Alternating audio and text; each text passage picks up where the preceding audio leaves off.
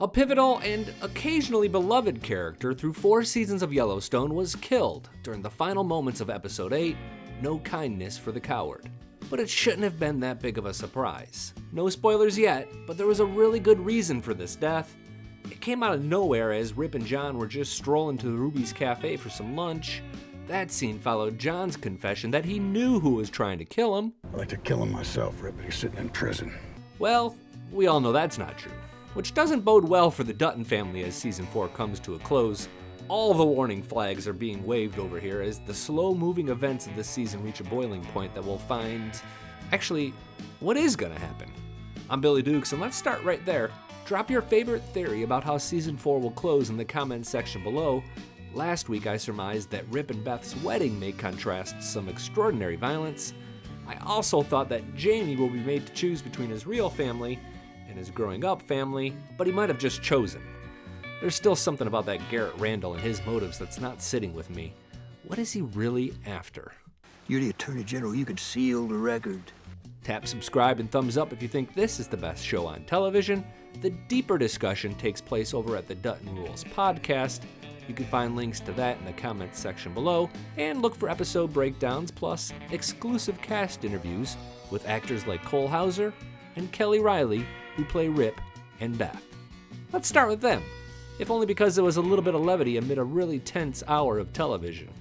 The betrothed have now moved into the lodge at John Dutton's request, and it was awkward. I mean, at first they share a really uncomfortable dinner where Rip doesn't know how to behave or where to sit. Carter looks clean, for once. They figure it out. But I do want to stop and applaud Rip for having the nerve to approach a pretty angry Beth and talk some sense into her. Life is plenty hard. You don't need to help it, you hear me? Life is pretty hard. You don't need to help it. Man, I plan on using that at some point this holiday season. This was a longer scene than justified by the action, and I enjoyed the narrative. I think we just unpeeled another emotional layer of Beth and Rip's relationship. It wasn't exciting, but it was important. For excitement, let's move out of the lodge to the airport being built on the ranch. If you recall, Beth and Summer became secret allies to try to stop the airport. Summer leads 300 protesters against the airport and Markwood Equities, and they decide to kick the media out and then arrest the protesters so that no one sees what they're doing. Beth's all like, "Hey, I'm from Montana, I'm a local girl, let me talk to those media folks. They'll take it from me, okay?" Well, let's just say I'm a concerned citizen. Needless to say, it's making national news now. Beth has her swagger back after she looked like she got outplayed 1 week ago. I'm a little nervous about all of this, but also want to point out that so far Markwood Equities has played pretty fair so far. I mean, I don't know that Carolyn Warner is a killer. What do you think? And this is kind of an aside, but who else wonders what happened with the skull from the Native Americans they found in episode 2? It slowed nothing down about this airport build, and now it seems to be one of those famous Yellowstone loose ends. It's not quite kid with the lug nuts variety, but it's among the top 5 for me. A lot happened during this episode that I think is important, and I'm just going to kind of skim over some of the highlights. This isn't chronological, but Casey discovered a wolf on his property. Wolves aren't supposed to live out that way, and he calls up Mo to take care of it. Let me talk to the chairman. I'll get back to you tomorrow. Casey, whatever you do, don't shoot it. Alright, was this just some sort of parable? Or is the wolf gonna appear and maybe even attack a little bit later? Maybe it's all foreshadowing some sort of conflict that he'll soon have with his brother Jamie, something that also seems to be very plausible as the season closes. I'm not sure, and I didn't get to think about it all that long because... Yay! Baby on the way for Casey and Monica, probably not registered at Bed Bath & Beyond. Elsewhere, we get a scene where Garrett and Christina convince Jamie to run for governor against his non-father, John Dutton. Her logic is sound. So if it's power he wants, why hasn't he run before? Because he knows he can't win, Jamie. He isn't running for governor, he's running against you. And as soon as you drop out, he'll pick a candidate to replace him. In this moment, right here, as Jamie walks away, I think he made his choice between families. He's bluffing, Jamie. Call him on it. I cannot imagine this ending well for Jamie. But beyond that, what is Garrett really after? I mean, there's been some great fan theories that Jamie's birth mom was related to John Dutton or his late wife, and Garrett's kind of bitter about that. Another theory is that John Dutton is Jamie's birth dad. He had an affair with Jamie's birth mom. Garrett found out about it, and even though he's listed as his real father, he's pretty angry about that. I don't know, there's just something missing, don't you think? Why does he hate John Dutton so dang much? There was one considerable sequence of scenes from over at the 8’s ranch, and that involved Jimmy and Emily, who's the veterinarian. They finally have their dinner date.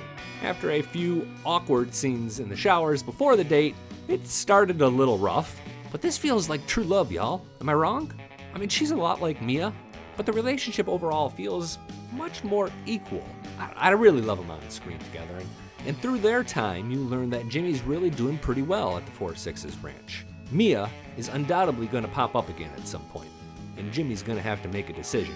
But if I'm Jimmy, I might pick up that phone call and be like, new phone, who dis? Shout out to Jason Isbell, by the way. It's his song during the lovemaking scene. The song is called Cover Me Up, and as far as I can tell, it was the only song used during this episode. Here's a clip of it. Cover me up, I know you're enough. Before we get to the surprise death, let's spend some time on what happened at the beginning of this episode. Tim McGraw's James Dutton appeared once again, as did Faith Hill as Margaret Dutton. You think that's funny? You don't pray for harm to come to anyone, son. I've seen both episodes of 1883 now, and I think that scene was her best acting yet. She's good in 1883. But that scene at the table with her boys was really gripping. It felt really natural. A week ago, the Dutton Rules podcast revealed something pretty fascinating about their involvement on the show 1883. Here's Tim talking to Taste of Country and Select Media.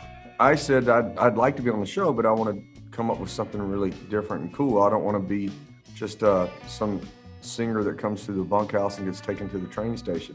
But and then he called me about a week. He said he had an idea. He called me a week later and told me about this flashback part of being in the 1880s and being the original Dutton that founded Yellowstone Ranch. And that intrigued me right off the bat. So I said, yes, I'm in for that. And we shot the flashback stuff. And a couple of months later, a month and a half or so later, he called me and said he was about to go into a meeting. He thinks the network wants to make a prequel with based on these flashbacks. And I said, well, if we can, you go through all the business discussions about getting the deal right and all these kinds of things. But I said, if we get everything right, then we're in. I think this most recent scene was probably filmed after Tim and Faith got their roles. The other scene came during episode 1 of season 4, and it moved the plot of Yellowstone forward a fair bit. If you recall, it tied into the discovery of the Native American skull on the airport build. I'm not sure that this scene is going to move the show forward at all, other than to show how James Dutton dies. That was pretty hard to watch. But did anyone else tie this moment right here back to the scene from season 2 of Yellowstone when Rip and his men hang 2 of Malcolm Beck's men outside Malcolm's house with a note pinned to them? And I'm going to say something a little controversial at this point. I kind of miss Malcolm Beck. He was the show's best villain by far. I mean, Garrett Randall is fine. I love the acting. But this plot line is moving so slow. And now we find out that John still thinks that Riggins did it. I'd like to kill him myself, Rip, but he's sitting in prison. That's where he's going to stay for the rest of his shitty life.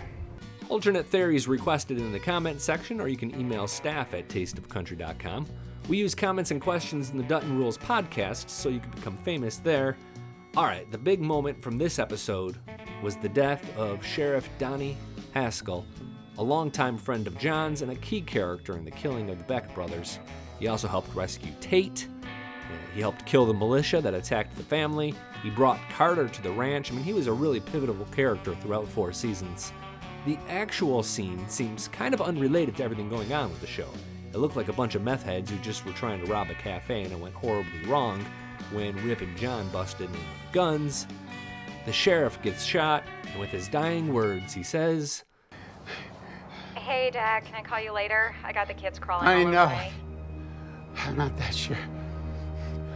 You can. What? Dad? oh dang, the show doesn't even let him say goodbye. A new sheriff in town will certainly change things, and could the livestock commissioner become the acting sheriff? But there's a reason we shouldn't be too surprised by all this.